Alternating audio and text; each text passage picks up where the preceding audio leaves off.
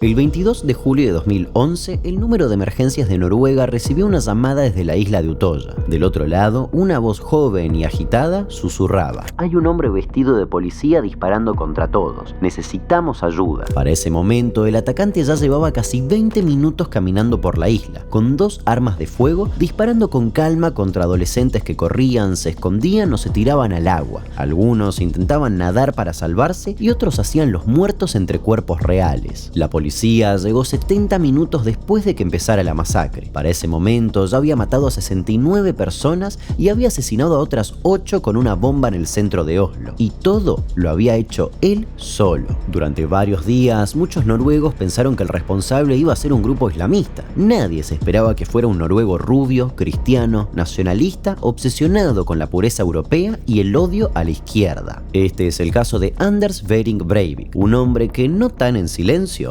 planeó durante años el peor atentado de la historia moderna de Noruega.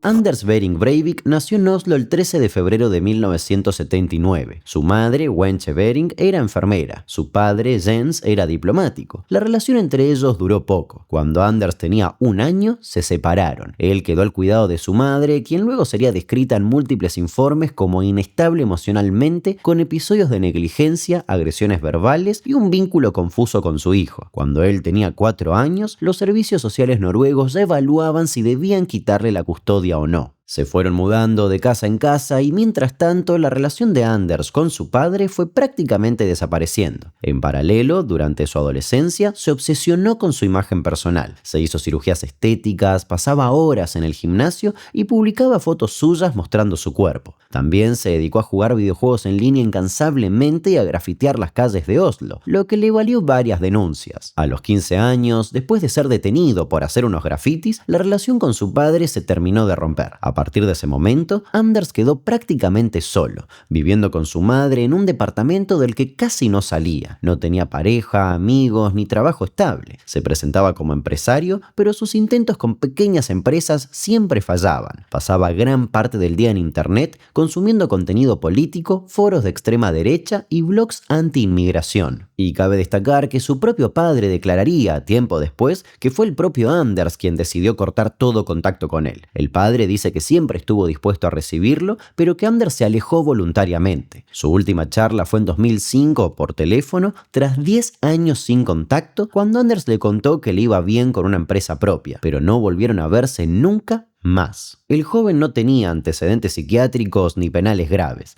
Para la mayoría era simplemente un hombre callado, obsesivo, un poco raro pero inofensivo. Nadie imaginaba lo que estaba preparando. A comienzos de los 2000 empezó a obsesionarse con la política noruega, en particular con el Partido Laborista, al que acusaba de destruir la identidad nacional por promover el multiculturalismo. A medida que pasaban los años, comenzó a volcar su vida por completo a Internet. Se sumergió en foros y blogs neonazis y de extrema derecha, donde encontraba ideas que reforzaban sus convicciones, que Europa estaba siendo invadida por inmigrantes musulmanes, que la izquierda era cómplice de esa transformación y que la civilización occidental estaba en peligro. Muchos de sus comentarios en estos foros fueron borrados después de todo lo que sucedió, pero se sabe que ya desde el 2002 escribía textos ideológicos en inglés y noruego, donde hablaba de traición política, de decadencia moral y de urgencia de actuar. Ya en ese año dijo haber iniciado un plan a 9 años para financiar un ataque. Y más allá de consumir toda teoría conspirativa que se le presentaba, pasaba horas leyendo documentos, armando notas y construyendo lo que después sería su manifiesto. En paralelo, se sumergía en videojuegos de estrategia y de rol como el Warcraft, donde llegó a jugar entre 12 y 16 horas diarias durante más de un año. Él decía que necesitaba aislarse por completo para dedicarse a su misión. Mientras tanto, cortó las escasas relaciones con amigos y familiares que tenía. Solo hablaba con su madre, con quien compartía techo aunque con poca interacción. Nadie lo veía como una amenaza. En 2009 decidió que había llegado el momento de actuar. Vendió una empresa falsa que había montado para evadir impuestos y con ese dinero alquiló en 2011 una granja en la localidad de Rena. Dijo que quería empezar un emprendimiento agrícola, pero en realidad iba a fabricar una bomba. y en abril empezó su plan. Primero registró una empresa agrícola ficticia con un nombre genérico, Breivik Geofarm. Figuraba como un emprendimiento dedicado al cultivo de hortalizas, pero en realidad era una fachada para poder adquirir insumos químicos sin levantar sospechas, principalmente 6 toneladas de fertilizante con nitrato de amonio, algo muy común en zonas rurales, pero también un componente clave en la fabricación de explosivos caseros. Es el mismo compuesto que años más tarde causaría la devastadora explosión en el puerto de Beirut, hecho del cual ya hay un video en el canal. Gracias a esa empresa accedió a varios préstamos, compró equipos, materiales y herramientas y justificó su traslado a la granja alquilada. La casa estaba aislada, rodeada de un bosque y lo dejaba operar sin testigos. Durante meses ensambló los materiales para fabricar una bomba de 1 tonelada de peso, tomando como modelo la utilizada en el atentado de Oklahoma en 1995, hecho que también es mencionado en otro video del canal. Luego viajó a Praga con la intención de conseguir armas en el mercado negro, pero no logró comprar nada y hasta lo contó con gracia en un foro y volvió convencido de que sería más eficiente adquirirlas de forma legal. En Noruega tenía licencia de caza y de tiro deportivo y usó esas credenciales para comprar una pistola y un rifle semiautomático. También encargó uniformes, chalecos tácticos, insignias policiales e identificaciones falsas. Su idea era que, cuando llegara el día, pudiera moverse sin generar sospechas. Sabía que no iba a poder escapar, pero quería causar el mayor daño posible antes de que lo detuvieran. Y así fue armando una rutina obsesiva. Estudiaba manuales técnicos, hacía pruebas pequeñas en el campo, registraba todo en su diario y perfeccionaba el manifiesto que venía escribiendo hacía años. A ese documento lo tituló 2083, una declaración de independencia europea. Contenía capítulos sobre historia, política, islam, feminismo, marxismo, armamento, tácticas de guerrilla urbana, consejos para futuros atentados y una sección final que él mismo llamaba Diario de Operaciones, donde narraba el avance de su plan. El texto tenía 1518 páginas y era una mezcla de manifiesto ideológico, manual militar y diario personal. Muchas de esas páginas estaban rellenadas con párrafos enteros copiados y plagiados de otros blogueros y elogiaba la Inquisición, el colonialismo y defendía la tortura como método legítimo en tiempos de guerra. Hablaba de un supuesto reemplazo demográfico, de una guerra cultural en marcha y de la necesidad de actuar para salvar a Europa. Como digo, buena parte del manifiesto era una recopilación de ideas ajenas, pero en los últimos 200 folios incluía su diario operativo, donde contaba día por día cómo avanzaba con la bomba, qué pruebas hacía, qué compraba, cuánto gastaba y hasta qué pensamientos tenía mientras trabajaba. Se refería a sí mismo como comandante de caballeros templarios, decía estar en guerra y esperaba que su acción activara a otros. Y también revelaba su plan general. Quería una bomba que estallara en Oslo para distraer a la policía, así nadie podía impedir el ataque real, que iba a ocurrir pocas horas después en la isla de Utoya, durante el campamento juvenil del Partido Laborista. La elección no era al azar. Él decía que esos adolescentes eran futuros líderes de la izquierda noruega y que matarlos era atacar a la raíz del problema. El manifiesto fue terminado apenas horas antes del atentado. Lo envió por correo electrónico a más de 1000 direcciones, periodistas, políticos, blogueros y contactos que había recolectado en foros durante años. Después imprimió una copia para sí mismo, la guardó en una caja fuerte y se vistió con un uniforme policial falso. Luego subió su última entrada a su blog, donde en relación a las cantidades de químicos que tenía en su casa, decía: imagina si la policía me visitara en los próximos días. Probablemente se equivocarían y pensarían que soy un terrorista. En paralelo, subió un video de 12 minutos a YouTube donde aparecía armado y llamando a la guerra contra el marxismo y el islam. El plan estaba en marcha. A las 15:17 del viernes 22 de julio de 2011, Anders estacionó su furgoneta frente al complejo gubernamental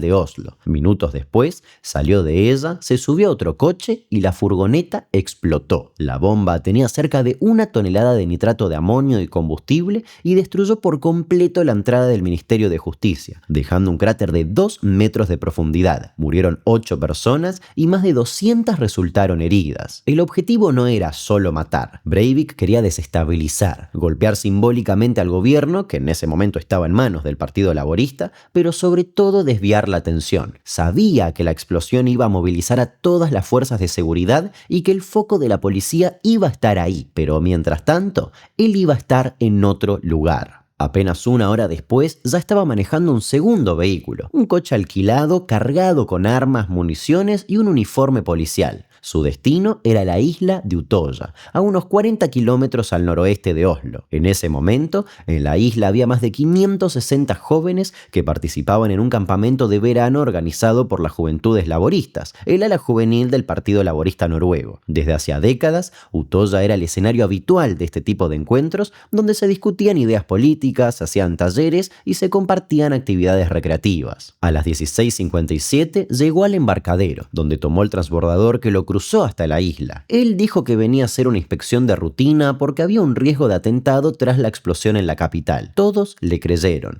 Llevaba insignias, una identificación falsa y hablaba con calma. Nadie sospechó nada. A las 17:22 apenas puso un pie en la isla, sacó su arma y disparó contra Mónica Bosei, una de las organizadoras del campamento, quien le había sugerido que guardara su rifle para no asustar a los jóvenes. Luego mató a Trond Bernstein, un guardia de seguridad que intentó acercarse. A partir de ahí, empezó a caminar por la isla disparando contra cualquier persona que se moviera. Los jóvenes corrían, gritaban, se escondían entre las rocas, en baños, detrás de árboles, algunos arrojaban al agua para tratar de nadar hasta la costa. Él avanzaba con calma, disparando a corta distancia y muchas veces rematando a quienes ya estaban heridos.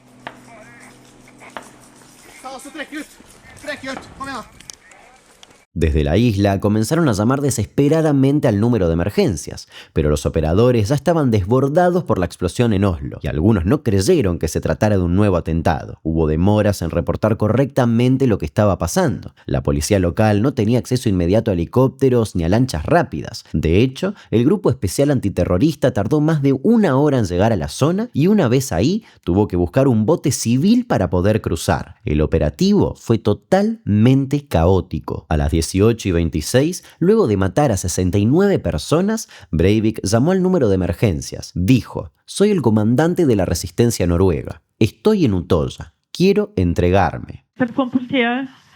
God dag, mitt navn Anders Behring Breivik, kommandør i den norske motstandsbevegelsen. Ja, hei. Kan du sette meg over til operasjonsleder for Delta? Ja, hvor kommer du inn, og hva gjelder det? Jeg er på Utøya. Du er på Utøya, ja. Jeg har fullført operasjonen min, så jeg ønsker å overgi meg. Du ønsker å overgi deg, ja. Ja. Hva var navnet ditt, sa du? Anders Behring Breivik. Og du var kommandør i... Knights Templar Europe heter organisasjonen, men vi er organisert i den antikommunistiske norske motstandsbevegelsen mot islamisering av Europa og mot islamisering av Norge. Så operasjonen er fullført, så er det akseptabelt å overgi seg til Delta. Du ønsker å overgi deg til Delta? Kan du overføre meg til operasjonsleder for Delta? Du snakker for så vidt med en som har overordnet ansvar. Ok, bare finne ut det du skal, og så bare ringer du på den telefonen her, ikke sant? Kjempefint. Jeg har ikke det telefonnummeret. Hallo? Luego volvió a hacer otra llamada a la policía, esta vez más breve. Ja, god dag, min navn kommandør Anders Behring Breivik i norske på Utøya for øyeblikket. Jeg ønsker å overgi meg. Ok, så hvilket nummer ringer du fra? Jeg ringer fra mobil. Du ringer fra din mobil? Nei, ikke min mobil, en annen. Hva heter du? Hallo? La policía llegó a la isla 8 minutos después de esa última llamada y Breivik se entregó sin oponer resistencia. El saldo total fue de 77 muertos, 8 por la bomba en Oslo y 69 en la isla, la mayoría adolescentes. El más joven tenía 14 años y el promedio rondaba los 18. Anders disparó más de 150 veces y usó munición expansiva, diseñada para causar el mayor daño posible al impactar, y durante más de una hora se movió por la isla sin interrupciones. Cambiaba de arma y recargaba con tranquilidad. No improvisaba, tenía claro qué hacer y cómo moverse. Varios sobrevivientes contarían después que se hacía pasar por policía, que decía que venía a ayudarlos y que cuando se acercaban les disparaba en la cabeza. Otros lo escucharon gritar cosas como «esto es solo el comienzo» o «ustedes son traidores». Decía que eran futuros líderes del marxismo cultural y que había que frenarlos antes de que llegaran al poder. Después del ataque, la policía encontró en la isla múltiples cargadores vacíos, un cuchillo sin usar, restos de comida en su mochila y una carta donde explicaba que efectivamente planeaba entregarse, ya que él creía que su verdadero trabajo empezaba después del atentado. En paralelo, apenas se conocieron los hechos, empezaron las críticas al accionar policial y al lento y desorganizado operativo. Las llamadas al 112 desde la isla fueron atendidas en distintos centros sin coordinación alguna y, como dijimos, algunas ni siquiera fueron tomadas en serio. What happened to you? I was shot at when I was lying in the ocean. It was like aiming for my head, but it didn't hit me because I got underwater. What did you see? I saw him standing on the cliff and just aiming at the people who were swimming. What was he saying? Come back and come over here and let's play. Come over here and let's play with a bizarre voice, like childish. And how lucky are you to be alive? I'm lucky. Durante las primeras horas, muchos medios noruegos e internacionales asumieron que se trataba de un atentado islamista. El contexto global así lo sugería, y la bomba en un edificio gubernamental reforzaba aún más esa hipótesis. Pero todo se dio vuelta cuando se supo la identidad del atacante. Un noruego rubio, cristiano, ultranacionalista y con una ideología basada en el odio al Islam y al multiculturalismo. Y así la imagen del enemigo cambió de golpe. Noruega, un país con bajos índices de criminalidad y una cultura institucional abierta y garantista, no estaba preparada para ese tipo de amenaza, mucho menos si venía desde adentro. It's the biggest single loss of life in Europe as a result of an attack by the far right since the end of the Second World War. The Norwegian Prime Minister met some of the survivors today but warned other children are still missing. El gobierno decidió no responder con leyes de excepción ni endurecimiento penal. Jens Stoltenberg, primer ministro y miembro del Partido Laborista, el mismo que había sido blanco del primer ataque, dijo: nuestra respuesta es más democracia, más apertura, más humanidad, pero nunca ingenuidad. Breivik enfrentó el juicio con las mismas garantías legales que cualquier otro acusado. Se formó una comisión oficial para investigar todo lo ocurrido y el informe final fue contundente. El atentado podía haberse evitado o al menos limitado. Hubo fallas en inteligencia, en la vigilancia de los productos químicos, en la seguridad del gobierno y en la reacción operativa. El jefe de la policía del distrito renunció, se recomendaron cambios estructurales, pero el marco legal y el sistema judicial se mantuvieron intactos. 3 semanas después del hecho, Anders volvió a la isla, esta vez totalmente esposado, para hacer la reconstrucción de los hechos. El juicio en su contra comenzó el 16 de abril de 2012, unos 9 meses después del atentado. Él llegó a la sala vestido con un traje oscuro, levantó el puño en un saludo nacionalista y declaró que no reconocía la autoridad del tribunal. Desde el primer día, dejó en claro que no se arrepentía. Dijo que lo volvería a hacer, que sus víctimas eran traidores y que su objetivo era iniciar una guerra cultural en Europa.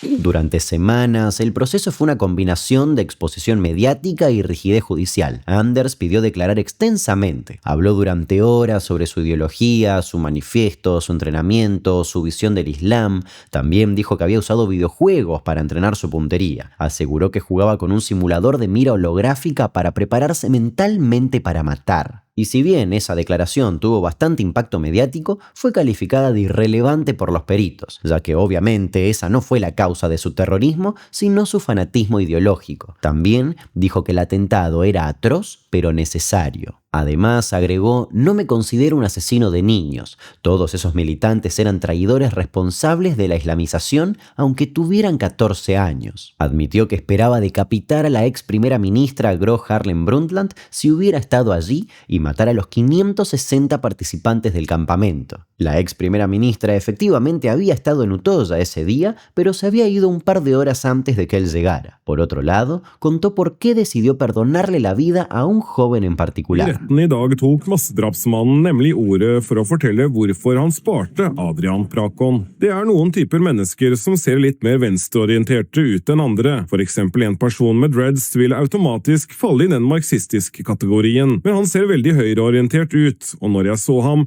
så jeg egentlig meg selv på mange måter. Hjertet hamret. Han fikk min fulle oppmerksomhet akkurat da, og det var noe jeg absolutt ikke hadde forventet meg i det hele tatt. Prakon skal senere vitne mot Breivik i rett, men i dag hadde han nok med å bearbeide inntrykkene fra forklaringen hans. Som du ser så skjelver jeg. Det sterke inntrykk som går igjennom akkurat nå. Et spørsmål jeg hadde akseptert å ikke få svar på.